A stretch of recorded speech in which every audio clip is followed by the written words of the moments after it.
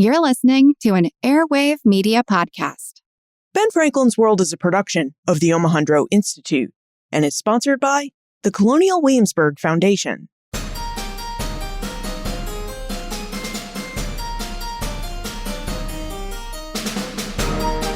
Hello, and welcome to episode 341 of Ben Franklin's World, the podcast dedicated to helping you learn more about how the people and events of our early American past have shaped the present-day world we live in. And I'm your host, Liz Covart. I hope you're ready for some tricks, treats, and time travel, because we're about to travel back to mid-17th century New France to investigate a case of demonic possession and exorcism.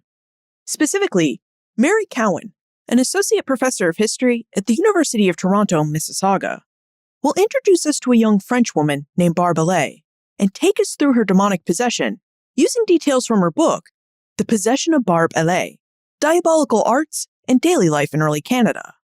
Now, during our investigation, Mairi reveals the layout of Quebec City in 1660 and what it looked and sounded like, Catholicism in early New France and how it was practiced, and the case of Barbe Hallay and her demonic possession. But first, as it is the season of trick or treat, why not send yourself or the history lover or lovers in your life a real treat, a gift subscription to Ben Franklin's World. Subscribers to the Ben Franklin's World subscription program receive ad-free versions of each new episode and a short monthly bonus episode. To give this treat of early American history, visit benfranklinsworld.com/subscribe. That's benfranklinsworld.com/subscribe. And with that, let's go meet our guest historian.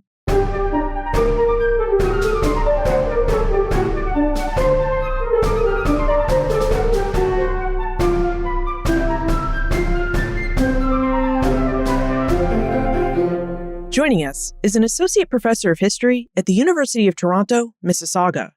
She's a historian of the late medieval and early modern world who specializes in the social and religious histories of Scotland and New France.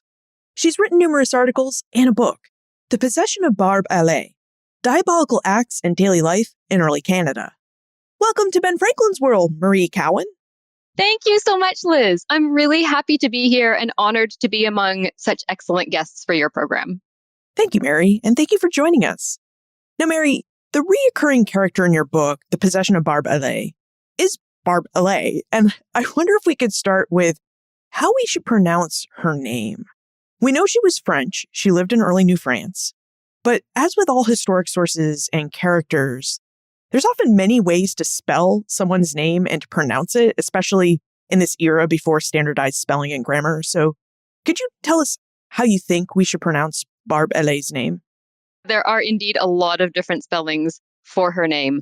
Also, people in the Kingdom of France in Barbe's time in the 17th century spoke a lot of different dialects of French, sometimes so different from one another that people couldn't understand each other. So a pronunciation of her name is always a bit of a guess.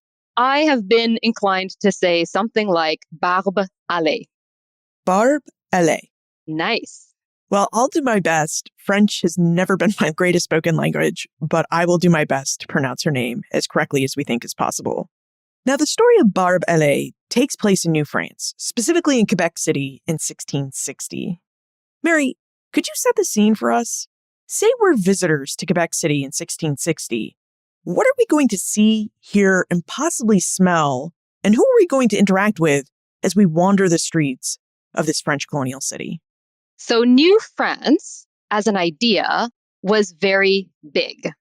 As an idea in the mind of the French king, its boundaries were actually very imprecise, as scholars like Alan Greer and Catherine Desbarras have shown, although we see it in modern textbooks with carefully delineated boundaries. In documents and maps from the time, from the 17th century, New France was an idea extending in a vast crescent from Newfoundland, along the St. Lawrence River, through the Great Lakes, and down the Mississippi into the Gulf of Mexico. Most people in that area were not French, and the French king wasn't even trying to rule most of that territory directly. Instead, the French king and his ministers were trying to build alliances with the sovereign indigenous nations in the interior of the continent. And from a French imperial perspective, What they saw as the submission of indigenous rulers to French authority made their territories part of a French empire. Now, indigenous rulers, not surprisingly, saw this very differently. And French efforts in places like the Illinois country led to a lot of complex and interesting arrangements. Things scholars like Richard White have called the middle ground, or Geneviéve has called bricolage. French settlement was concentrated really only along the shores of the St. Lawrence River. And this is the region in the 17th century that the French called Canada. Beyond this region in the St. Lawrence River, there were some French settlements in a region called Acadia, which is part of present-day Canadian provinces Nova Scotia and New Brunswick and Prince Edward Island and the U.S. state Maine. And there were some French missions and trading posts around the Great Lakes and down the Mississippi, but very few French people and not much French control. So that's New France. And as an idea, it was very big. The town of Quebec, by contrast, was very small. In 1660, its entire population was under 800 people. Most of these people were migrants from France or children of migrants from France, but there were indigenous people there too, including the Wendat, called the Huron by the French, and the Innu, called the Montagnais by the French. And there were probably people from farther away. We get glimpses of them in the records sometimes. For example, in the Jesuit relations in the 1630s, we have information about a man originally from Bengal. So that's a little bit about the large size of New France and the small size of Quebec. If you were visiting the town of Quebec in the 1660s, you would be arriving by ship. So you would see it at first from the river, and that would give you a good view of the settlement. You would probably first notice that it has both an upper town and a lower town. The upper town was built on top of a 40-foot high cliff, and that is where the most prestigious buildings in the settlement were located. These buildings included a college for the Jesuits, a convent for Ursuline nuns, a hospital, and the residence of the governor that had the very grand name of the Chateau Saint-Louis. In the lower town, you would see a landing area at the shore of the river. This is where a lot of the commercial activity of the town took place. You would also see some of the houses of the residents here. Once you disembarked from the ship, you would get onto a boat, which would take you to the shore, and then you could walk around the town to see it a little more closely. You would be able to go between the lower town and the upper town along a steep road. And to the side of this road, you would see a church for the inhabitants of the town. You would also see a group of dwellings for the Huron-Wendat who were living there in what the French called a native fort. This was a palisaded enclosure, which was protection for the Huron-Wendat who had established themselves a few years earlier after being dispersed from their territories to the west. The houses of the French settlers, you would see, were constructed in a mixture of different French styles. Some were built out of stone, some were built out of wood. Most were probably built in what is called half-timbered construction, which is when houses are made from a timber frame and filled in with stone and mortar. Most of the houses had roofs made from wooden boards that were very steeply sloped, which was good construction for shedding wind and rain. The nicest of the houses might be 2 stories tall. They could have several chimneys and even whitewashed walls to the interior. Would you like to know what you would hear and smell? I'd love to know what we'd hear. I am a little cautious about what we might smell in colonial Quebec City, but yeah, why don't you tell us? It's better than what you would smell in most European towns at the time, so it's a happy story in a sense. You would definitely hear the sounds of the river. You would hear the water itself. You would hear the ships being loaded and unloaded. And of course, you would hear people. The people could be speaking different languages. We know that the hymns being sung at one of the ceremonies in the hospital chapel were sung in 4 languages: French, Latin, Wendat, and Algonquin. Most of the people in the town would be speaking some form of French. And if you can understand modern French, you could probably understand quite a lot of what they were saying.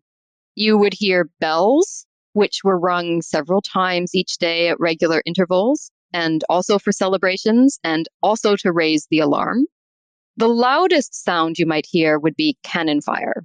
Cannons were fired in defense of the town, of course, as you might expect, and they were fired on other occasions too. They were fired to announce the arrival of the governor and to mark occasions of civic and religious importance. Some sounds were notable for their absence. A prominent feature of the soundscape of most early modern European towns and colonial towns in the Americas were equine noises. Horses whinnying, their hoofbeats, probably the sound of wheels clattering on streets. But there were no horses yet in the St. Lawrence Valley in 1660 at least, so you would not be hearing any horses. And I suppose this absence of horses would have some effect on the smells of the town. The town of Quebec would not have had as many strong smells within it as towns in Europe at this time. And many travelers to Quebec wrote about the healthy air in that town. It's possible they were picking up on a lack of noxious stenches. So the smells would not be so offensive to your modern nose as would be the smells of Paris in the 1600s. So it sounds like by 1660, Quebec City is really a diverse place, a place where Native Americans and First Nations peoples are intermixing with each other as well as with the French colonists. Quebec was definitely a trading town. There were ships that would come in and out of the St. Lawrence and stop at its port. And it was also a religious place, a place where you can hear a lot of church bells, Catholic services, and hymns. And I wonder, speaking of these church sounds, if you could tell us a bit more about the religious history of Quebec, Mairi. What was Catholic religious life in Quebec by 1660, and was it the dominant form of religion? There was a lot more to the religious practices than just hymns and bells. I can try to talk about the religious world of Quebec in the 1660s. Talking about the beliefs of the people is actually very challenging. We can find evidence of what people were supposed to believe, and we can find evidence for what people said they believed, and we can find evidence for what one person says another person is believing, but it's very hard to know what sincere beliefs were. For that, we need to look at the evidence about what they were supposed to be believing and what they were told to believe, what other people said they were believing, and compare this against the actions that we see in their documents. But having said all that, here is what we do know about the religious world of Quebec in the 1660s. It was supposed to be very Catholic. In official directives from the Crown, Catholicism was an important central part of the identity of New France. Non-Catholic colonists by this time were officially excluded, although in practice, there were some French Calvinist Protestants called Huguenots in Quebec, because France itself had both Catholics and Huguenots. Catholic leaders in the colony considered Protestantism to be heretical, not a real form of Christianity. And in fact, in official documents, it's usually referred to by the abbreviation RPR, which stands for Religion Prétendue Réformée, the so-called Reformed religion. The Crown sent explorers and settlers to North America with instructions to bring the Christian faith to Indigenous peoples, so religion was a reason for colonization. The Crown benefited from cooperation with missionaries who established and strengthened alliances with Indigenous people. And missionary orders also ran the schools and the hospitals in the colony, so they provided a lot of civil services. New France, therefore, was officially very Catholic. But when we look in more detail at what's actually going on among the people, we can see that Catholicism was not so secure in reality as it was supposed to be in theory. The founder's ideal for a perfectly Catholic colony was receding from view, and settlers now had to confront the reality that Indigenous peoples were not converting in the numbers that they had hoped.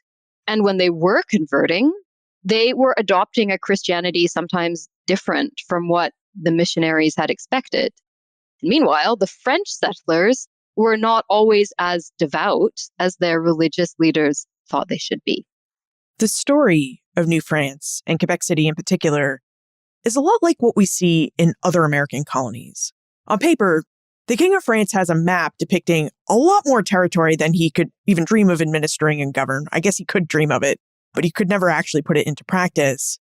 And on the ground, the king's colonists, well, they act very differently than what the king's laws and rules actually called for. So there's a difference between the imperial mindset of what colonization and colonies are and what's actually happening on the ground.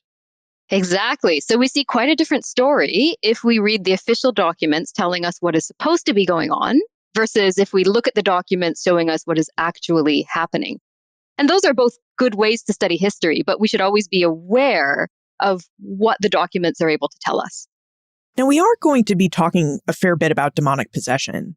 And for some people, that is a topic that falls under the realm of religion, while for others, it's a topic that falls under the realm of the spiritual world. So, Mary, are the worlds of religion and the spiritual world distinct ideas in the 17th century, especially in 17th century Quebec? Well, no, I don't think they are, or at least they're not distinct ideas in the way 21st century people in the Americas think of them as distinct ideas. The difference between religion and spirituality wouldn't make sense, I think, to a devout Catholic of the 17th century. If you found a devout settler in 17th century Quebec and asked them that question, they would be perplexed. For that person, the correct way to approach the spiritual world, the world of the divine, the world beyond this material world, the correct way to approach that world is through religion. And if they agree with your way of approaching that world, they will dignify your approach by calling it a religion. Whereas if they disagree with your approach, they may not call it religion. If they think that you are trying to do this in a Christian way, but you have the wrong form of Christianity, they might call you a heretic. If they think you belong to an entirely different faith, they may call you a heathen. Or if they think you are using practices and rituals improperly, they may charge you with using magic or superstition. So what we often see is the same practice can look religious to one observer and superstitious to another. This distinction between religion and spirituality can sometimes be helpful for us when we are trying to understand what was going on, but we should keep in mind that the distinction may well not have made sense to people then. So how would witches and witchcraft have fit into the religious world of 17th century Quebec? Witchcraft was a crime. It was considered a very serious crime and an offense against God. So we might think of it as a crime within the category of religious crimes, and one that posed a danger to society as a whole. So one that responsible leaders would have to be vigilant about and would have to be careful to prosecute. Are there examples of witchcraft in mid to late 17th century Quebec that you could share with us? Or could you help us better understand what kinds of practices someone in 1660 Quebec might have seen as witchcraft? I think in some ways I'm trying to ask you whether witchcraft in New France fits the model of witchcraft in New England and within the English colonies where most accused practitioners were single women. We don't have many cases of witchcraft from New France. And among those we do have, the accused are often men, which was not unusual in parts of France either. I'm not sure we have enough cases to be able to come up with a pattern with much confidence, but in this case, at least, a person who ends up being accused of witchcraft is a bit of an outcast for several reasons. And he is also behaving like a witch in that he has been refused something he desires and decides to go after it through illegitimate means. Well, you've done a great job, Mary. You've really set the scene for us. We now have a very good feel, smell, and I think we could even sort of hear those church bells clanging in 1660 Quebec. And I do think we have a better understanding of the scene that Barbe Hallay is about to enter. So would you tell us a bit about Barbe Hallay and what we know of her early life and her arrival in New France? For sure. Barbe Hallay as the subject for a history book does present some challenges because she could not read or write. We have very few of her own words in the historical record. And the only thing I have found in her own hand is a mark she made on her marriage contract. Therefore, what we know about Barbe Hallay comes from other sources. It's a somewhat oblique approach. We do know that Barbe Hallay was born in the parish of Saint-Julien-de-Coudray, which is about 85 kilometers southwest of Paris, near the town of Chartres in France. We know she came to Canada in 1659 with her mother and her father and two sisters on board a ship called the Sacrifice of Abraham. This transatlantic voyage probably took about 2 months, and she landed at Quebec on the 16th of June. So Hallay was part of a family move to New France, which is a bit different from the stories we've heard from other scholars on this podcast. When we've talked about women migrating to New France, they usually tell us that they were part of the Filles du Roi, or Daughters of the King program, where orphan girls were supplied a modest dowry by the King of France if they agreed to move to New France and help populate the colony. But Hallay seems to have different reasons for migrating. It seems she left France because her family left France. Mairi, were family moves a more typical type of transatlantic migration from France than the migration of orphans? It wasn't quite typical yet. In the early years of French settlement, the Crown encouraged movements by family, migrations by family units. And then they decided that was too expensive since they had children who couldn't yet contribute a lot to the economy. And it was more single people moving at Hallay's time. It was just a few years after she arrived that the Filles du Roi were brought in. She came at a time period, therefore, in between two different parts of the pattern of migration. One of the significant features of migration at Barbe Hallay's time was that men far outnumbered women. Depending on how we count the ratio, there may have been as many as 12 marriageable French men for every French woman at the time of Barbe Hallay's arrival, which probably had an influence on how her case of possession worked out. It really does sound like Barbe is moving into a situation where she would have had her choice of marriage partners, which really could have led to an improvement in her social standing and wealth, given that women are outnumbered by men 12-1 in a marriageable situation. Do you think that's why her family moved to New France, is so that Barbe and her sisters would have had more marriage prospects? Well, we don't know for sure because they haven't told us in the records. You're right, she would have had a lot of marriage prospects. It seems clear that women had more choice in whom to marry than men did. If you like to think of it this way, the marriage market was tilted in their favor. What they did not have, though, was the option of not marrying at all. Unless she joined a religious order, it was expected that she would marry someone. It seems that remaining single was not considered a viable option. It's possible, though, that one of the motivating forces behind the move was so that Barbe and her sisters could find more marriage partners. It's also possible that they moved because they could have a better chance at having control over their own farmland. They may have been recruited to the move. We do know that her father had been in Canada a few years earlier and had taken possession of some land just outside Quebec. And then he went back to France and brought his family over. So they may have known some people in the colony by then. Well, what we do know for certain is that not long after Barbe and her family arrived in Quebec, Barbe began to act in ways that her friends and neighbors described as possessed. So right now, we need to express our thanks to our episode sponsor because we're grateful for their support. And when we get back, Mairi, I hope you'll tell us about Barbe's behavior as a possessed person. Hi, I'm Hannah Farber. I'm an assistant professor of history at Columbia University. And my new book, Underwriters of the United States, How Insurance Shaped the American Founding, published by the Omohundro Institute, is out now. Insurance is a quirky and strange business that leaves a very light paper trail in formal politics, but insurance has a vast influence on America's commercial affairs. And because of that, insurance has a vast influence on American politics. Underwriters of the United States talked about the financial machinations that go around a world of warfare, and is about the kinds of things that national figures are doing in their private lives. National figures like Alexander Hamilton, Robert Morris, Daniel Webster. We're not just looking at what they say in political affairs. We're looking at the whole commercial world that surrounds them and that makes them money. Underwriters of the United States tells that story. Get your copy of Underwriters of the United States wherever you buy your books.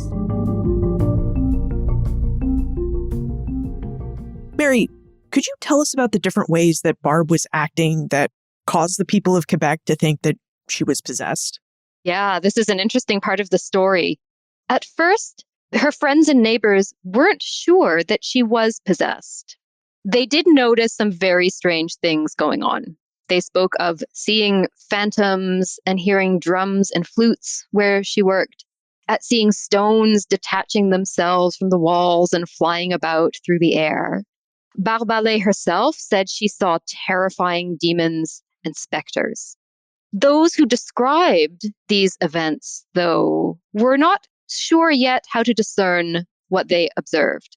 One writer said she was afflicted by malefice, another said she was vexed with demons, and another that she was either possessed or obsessed. Their concerns about this case in particular were probably heightened by a general sense of anxiety in the colony. The Crown was struggling to convince migrants, and especially female migrants, to come over. Indigenous neighbors were not assimilating in the ways the arrogant colonists had presumed they would, and warfare had recently erupted again between the French and the Five Nations of the Haudenosaunee, whom the French called the Iroquois. The French, therefore, were really vulnerable to attack, and they were worried that their whole colonial enterprise might come crashing down. In the midst of these worries, they then received bad omens. In 1660, they saw a comet in the sky, and then they saw a man of fire and a canoe of fire and a crown of fire in the air. They heard disembodied, strange, confused voices and lamentable, horrible cries. Some people, at least, interpreted these things as sinister portents, as signs that there were magicians and witches in their country. When these strange events began to coalesce around Barbe Hallay, people came to settle eventually on a diagnosis of possession because that fit what they expected. Brian Levack is a historian of witchcraft and possession in other contexts, and he has argued that people played roles and they followed scripts encoded in their religious cultures. That's what made their accounts believable.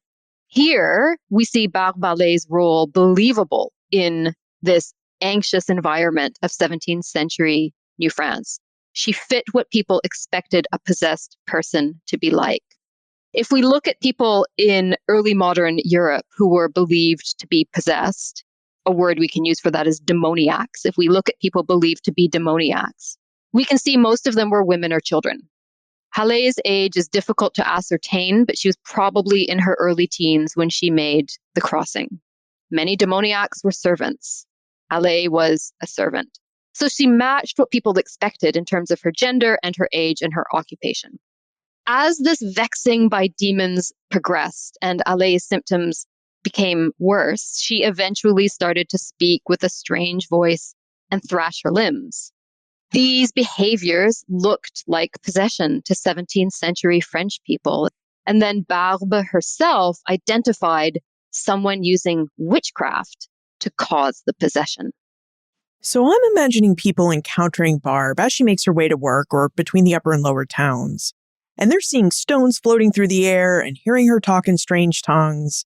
And if I recall correctly, Mairi, I believe you said that Quebec City, with its upper and lower towns, had a combined population of less than 800 people, which makes this a very small place where everyone knows everyone else's business. So without exception, everybody in Quebec would have known that Barbe was acting strangely and that strange things are going on about her. I should think so. There were only about 800 people in the town of Quebec. And by this point, she is just outside the town. She's on a seigneurie, an estate at Beauport, about 6 kilometers downriver. So yes, I think news of these strange events would have traveled very quickly. And that supposition is borne out by all the people who are writing about the events. Yeah, so how did those who wrote about these events respond to what was going on with Barbe? What did they say that they did when they saw Barbe Hallay walking through town? Did they run away? Did they try to confront her? Did they think that her possession was something that would be contagious and that they could catch and also become possessed? They don't seem especially worried about that, with one possible exception when she's put into the hospital. They do try to discern what is going on. But by this period, by the mid-17th century, a demoniac is not held to blame for their situation. They are considered innocent in all of this. She is the victim of bewitchment.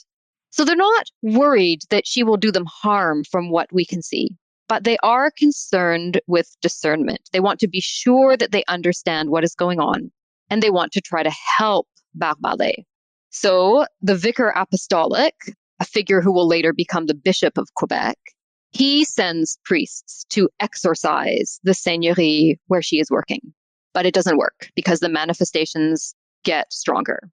Hallay is brought into a hospital where it is reported that a nun battled against the demons, but that didn't work either because the possession continued. And then the person suspected of using the witchcraft is imprisoned. Right. You did mention that Barbe claimed that she was the victim of witchcraft. Did Barbe identify the person that was causing her pain or offer any clues as to who her bewitcher was? She said the person responsible for these events is someone named Daniel Vril. Daniel Vril came to Quebec on the same ship as Barbe Hallay. We know that he was a miller.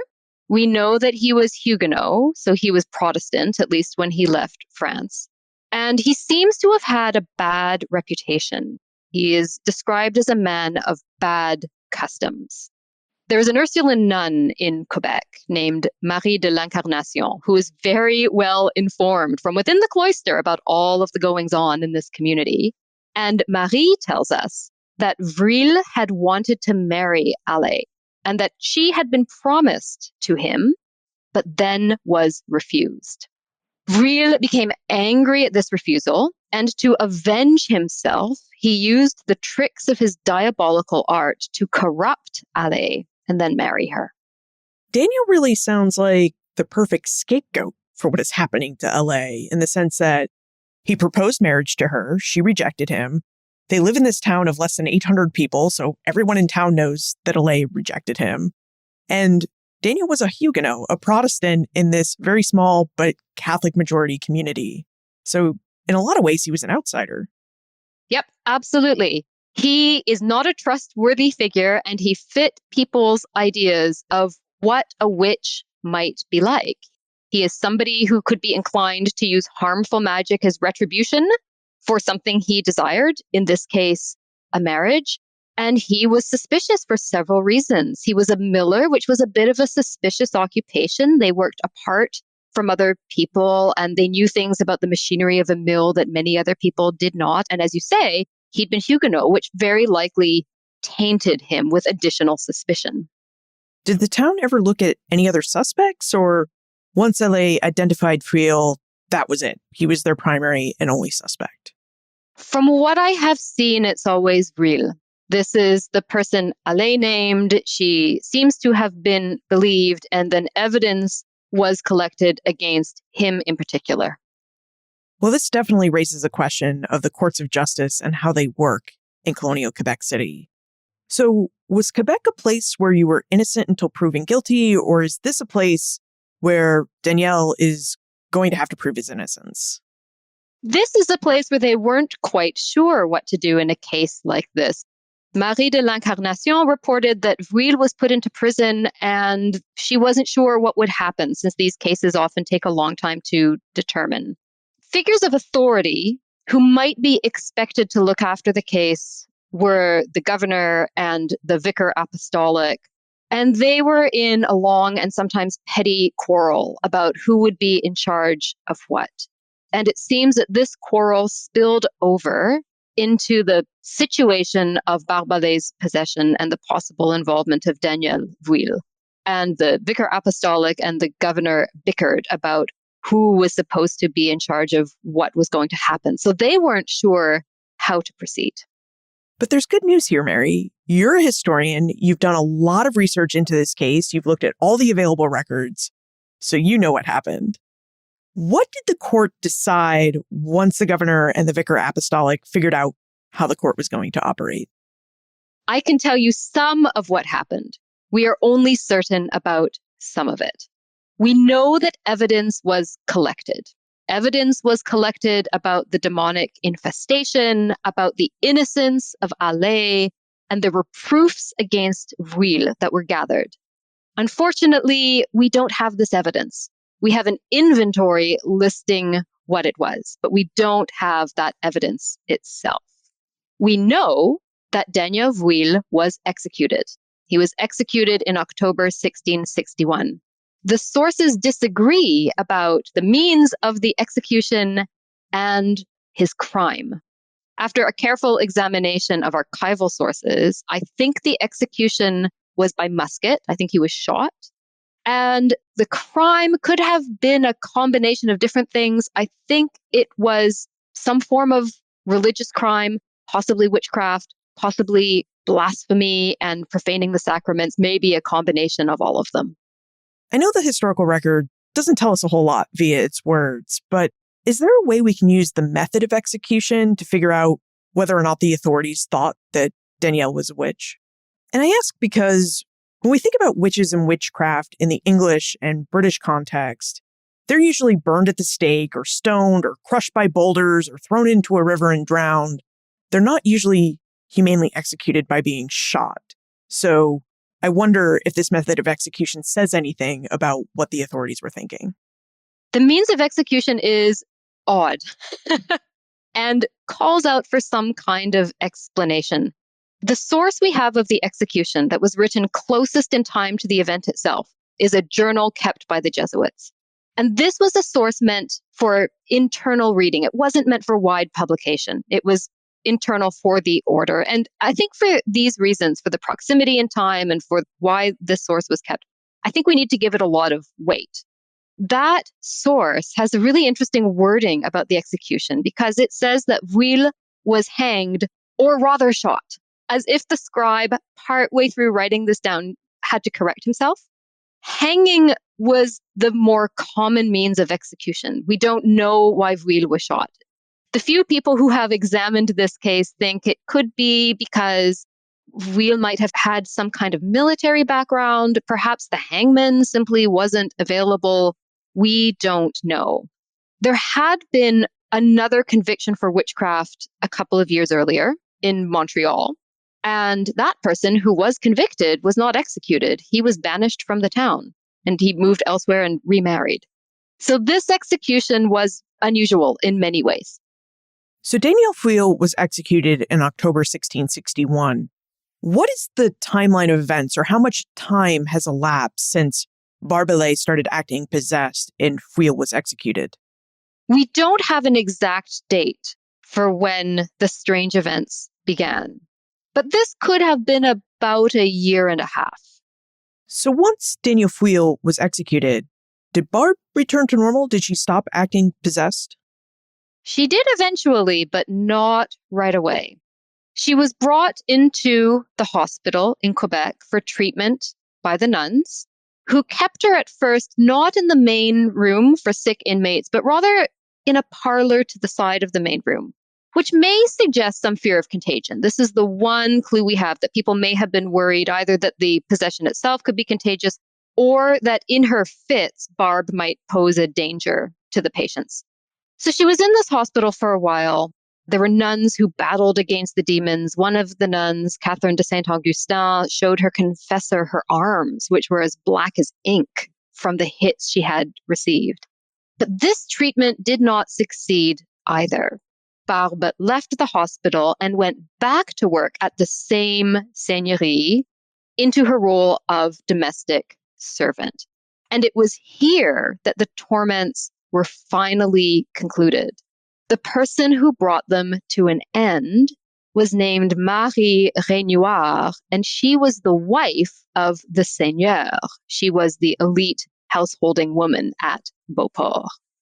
Before we leave the hospital with Barbe, one of the fascinating aspects of Mary's book, The Possession of Barbe Hallay, is that Mary uses Barbe's story as a window onto the world of healthcare in 17th century New France. Mary, would you tell us what Barbe's story and her time in the hospital reveals about healthcare in early modern New France? I honestly hadn't expected this story to yield a lot of information about the history of medicine when I started. But as you noted, in following its trail, I ended up looking a lot at healthcare in New France. And I discovered that healthcare took place in two main spaces. It took place where you might expect it to, in a hospital, and it took place in the home. The hospital in Quebec City was run by an order of nuns. They had good training, both theoretically and practically in medicine. But they considered healthcare to include care for the body as well as the soul. They had been missionaries in New France before setting up in the upper town of Quebec City, and they brought something of this missionary energy with them, combining it with the tradition of hospitals in France that were places for the soul as well as the body in their institution in the upper town of Quebec. So some of the care she received was by nuns who were medical practitioners as well as spiritual experts in Quebec. Yet their treatment did not affect a cure. The cure was eventually effected by a laywoman in her house. And I learned through that how women in the household were responsible for the care of the body of everyone under their authority. We have a vibrant account in 3 copies of how Marie Renoir wages battle against the demons who are tormenting her servant. One of the most fascinating things about this account is it's given in the register of healthcare. It's called a deliverance and a relief and a healing. When we look at what's actually happening, though, it amounts almost to an exorcism. The steps look very much like a typical exorcism, if we can say there is such a thing, of the 17th century, yet it's never called that. And I pondered why that should be. And I've decided it's because a laywoman in 17th century Europe is not supposed to be performing exorcisms. This is effectively what Marie Renoir is doing, and everybody knows about it. The accounts are written down and passed along and kept by the Jesuits. But she's not supposed to be exorcising her servant. She can, however, heal her servant. She is a female head of a household. Her husband was a surgeon at the hospital. One of her daughters was a nun at the hospital. So she is taking charge of this situation as a woman of her status would be expected to do. And her care slips between these registers of care for the body and care for the soul.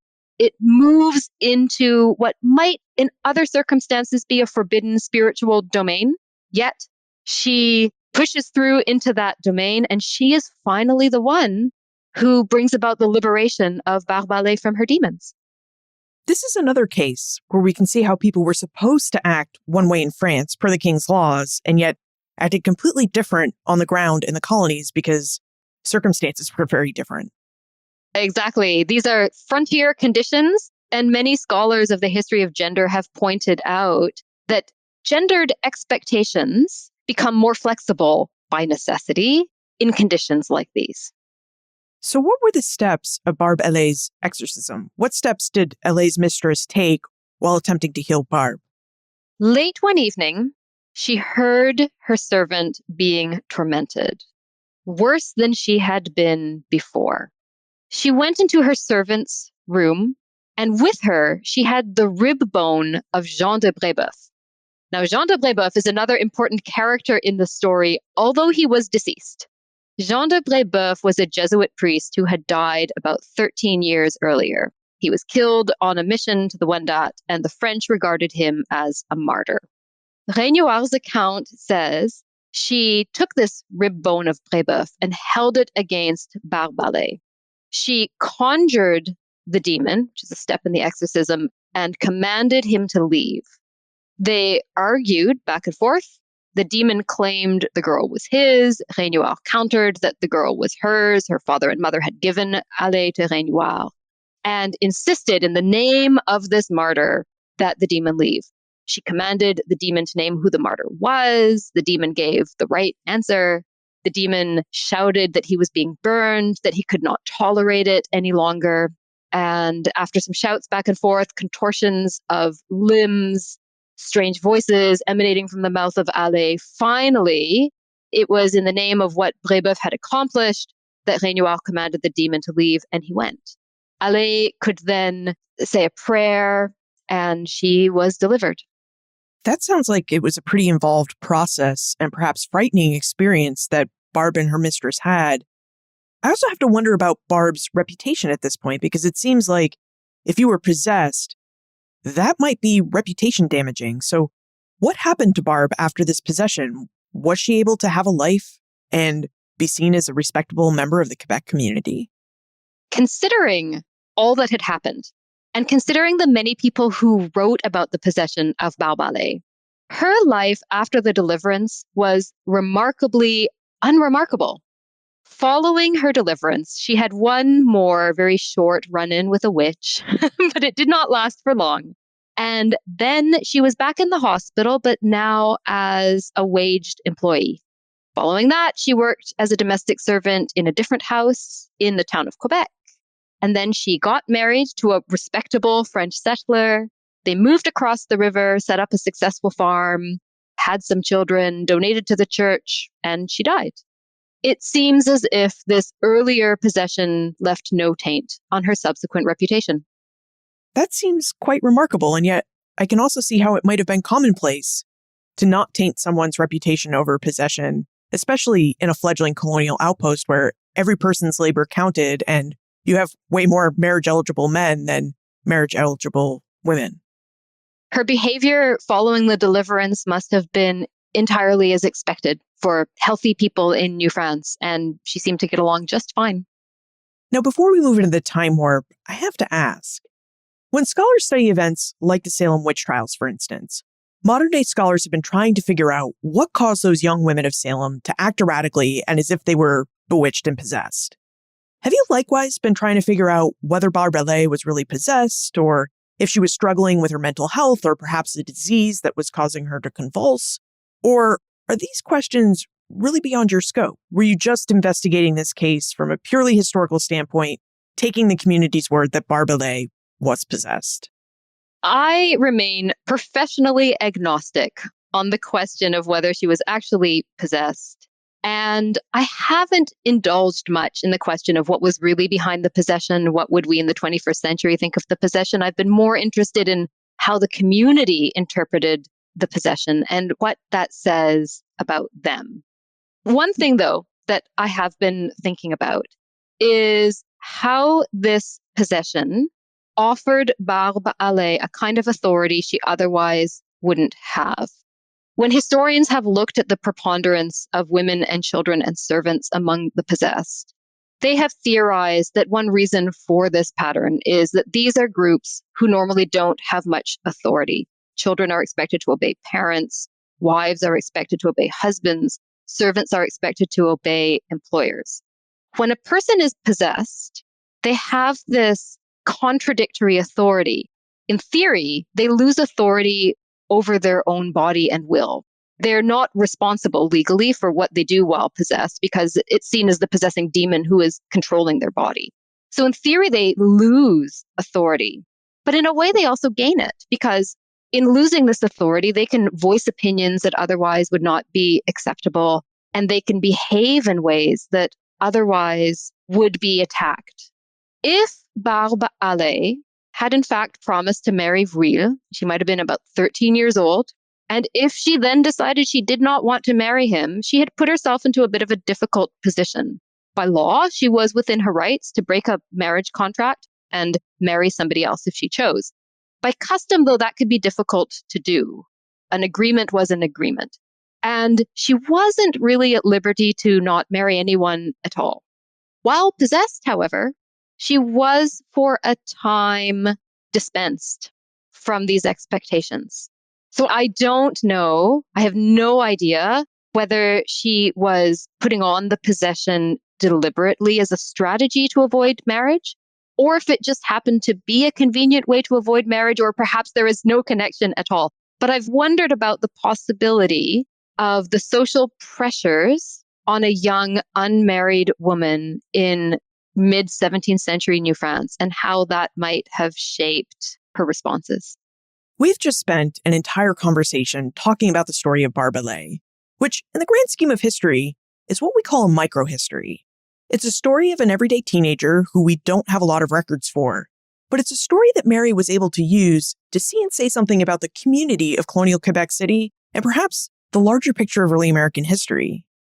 So Mairi, what can Barbe Hallay's story tell us about the larger picture of early American history and about the history of early Canada specifically? I'm so glad you asked this question because I think one of the most powerful things about microhistory is that it allows us to look up close at a very small thing, but then ask big questions. So this is a story of one case of demonic possession for just a few years in a really small settlement on the St. Lawrence. But I think the research does provide us with bigger insights about life in early America. It shows us the compromises that a colonial society made in its attempts to establish its traditions in a new environment. We can see this in the foods that people ate, in the houses they built, in the healthcare they delivered.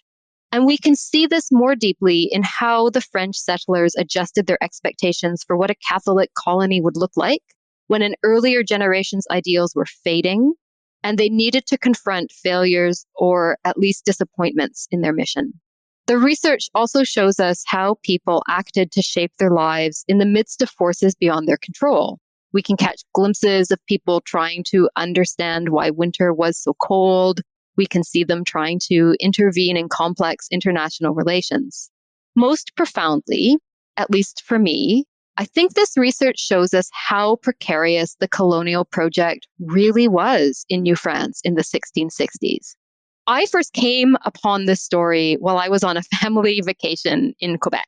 I was not studying the history of New France at the time, but we were staying near the old town of Quebec, and I had with me some letters by a 17th century nun, because apparently that's the kind of book I bring with me on family vacations.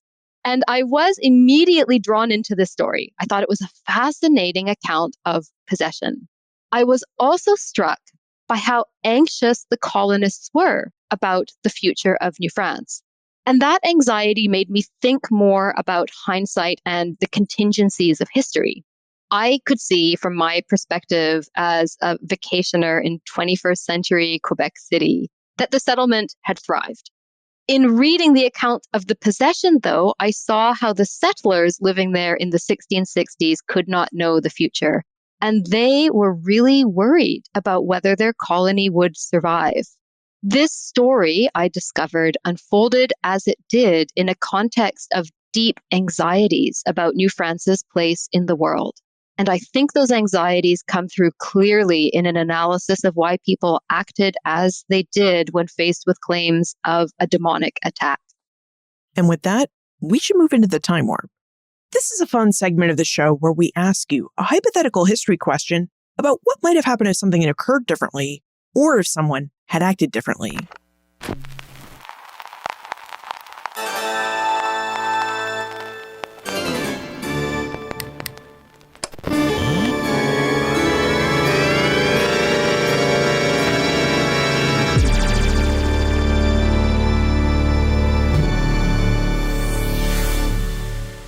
Mairi, in your opinion, what might have happened if more individuals had shown signs of demonic possession alongside Barbe?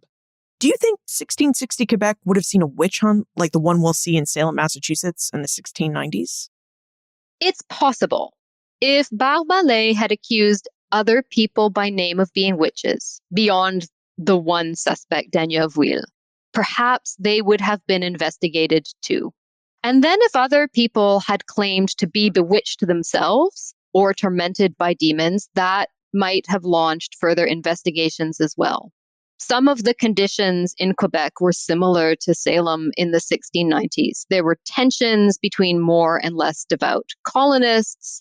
There was a sense of vulnerability from attacks, both coming from without the colony and from within. So it's possible, but I'm hesitant. And here's why. In the first place, and this seems like a small detail, there was no printing press in New France. Therefore, books and pamphlets about cases like this could not spread so quickly. Another reason I'm hesitant is that, interestingly, there were other people in Quebec who made accusations of witchcraft, and there were other people who displayed signs that looked like bewitchment or possession to 17th century Europeans, yet no witch hunt or mass possession ever took hold. The populace was willing to believe in the powers of witches and demons.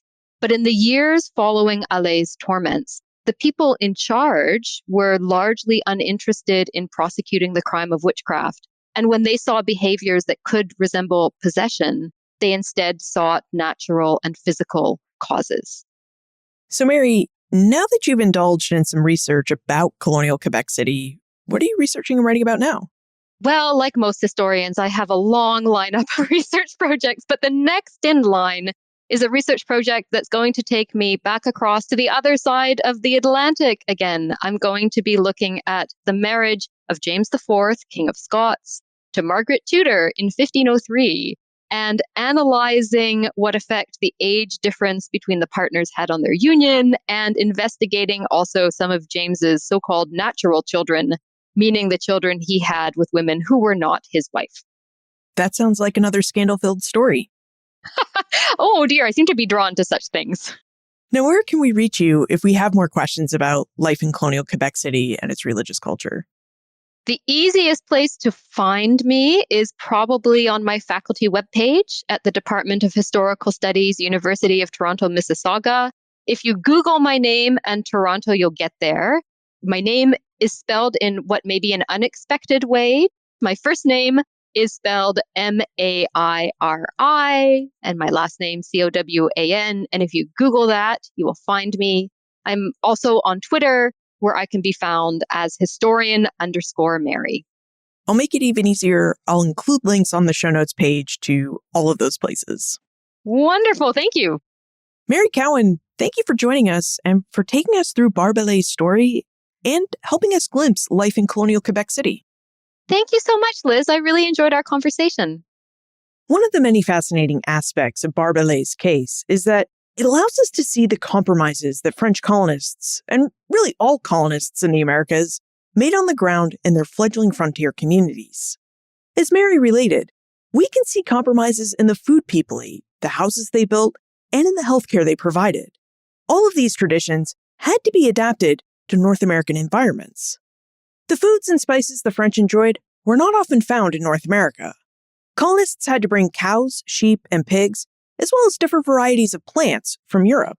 And sometimes plants and animals didn't thrive in the Americas the way they thrived in Europe. And the same goes for healthcare. Remedies were often plant and mineral-based, and North America did not always provide access to the same plants and minerals that Europeans had found in Europe. Colonists often had to adapt their European remedies to the natural resources of the landscapes around them. And similar adaptations also had to be made with religion and other traditions. When establishing a colony in the Americas, colonists often brought their European traditions and practices with them. And as we just saw in our story of New France, colonists brought Catholicism and Catholic practices with them.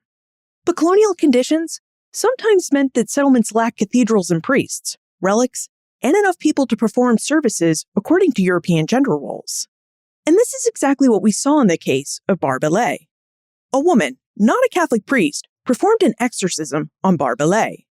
Madame Renoir made do with what she had. Using her authority as the wife of a surgeon, the mother of a nurse, and a devout Catholic, Renoir took it upon herself to cure her servant girl of her bewitched afflictions.